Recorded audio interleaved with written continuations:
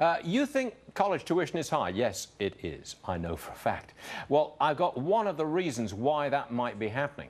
A new report, it shows universities offering, some would say, ridiculous perks to current and former presidents.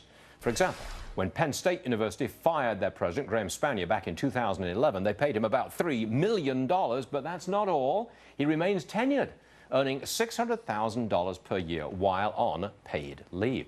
I got another example. NYU's president, John Sexton, the university loaned him $1 million to buy a summer home on Fire Island, New York. Ron Meyer is with us. He's running for Congress in Virginia. He says there should be an investigation. I agree with you, Ron, but first of all, let's deal with Penn State. That's a state school, right? That's not private. That's government. Yeah.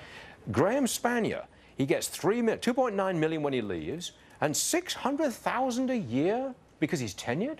What's with this?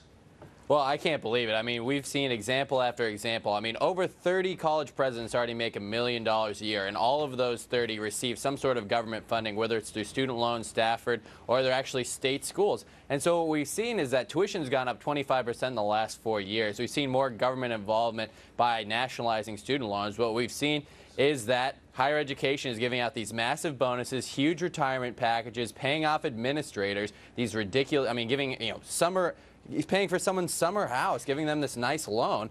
And it's, I think, what students, people my age are seeing is, wow, I can't afford my student loans.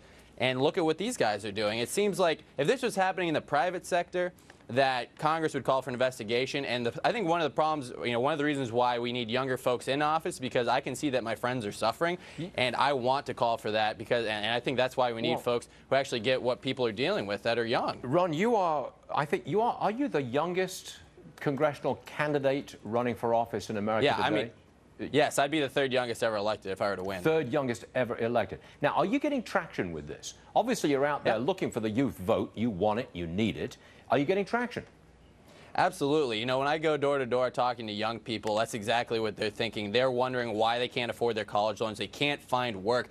They have been given, most people have graduated from a 4-year college that I talked to, but they still are either underemployed or unemployed. Half of recent grads, people who graduated in the last 5 years, are underemployed. And so people are really, really frustrated with this. And I know everyone thinks that young people are focused on social issues. That is so 3 years ago. Because of what's happened under this administration, under these policies, young people are focused on, how am I going to find a job? How am I going to pay for college?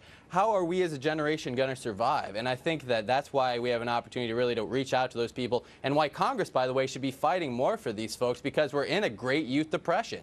Are you the Republican candidate in your congressional district, or you got to fight a primary first?